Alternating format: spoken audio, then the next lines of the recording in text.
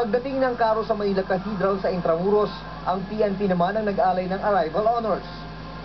Sa libing ni Ginang Aquino, may 21 gun salute namang gagawin ng AFP. Ang pagpupugay na ito ay para lang din sa nakaupo at mga nakalipas na Pangulo. Ang 21 putok ng kanyon ay gagawin sa mga pangunahing kampo ng militar sa buong bansa at sa Luneta.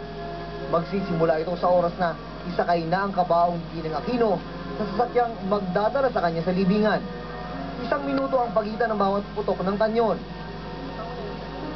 Dating rebeldeng sundalo si Army Colonel Charlie Galvez. Nasangkot siya sa pinakamadugong kudeta laban kay Ginang Aquino noong 1989. Ngayon, isa siya sa mga punong abala sa lamay ng dating Pangulo sa Green Hills at Intramuros. I'm very sorry, and he's a great president. And I believe the AFP is very fortunate that we had a great president.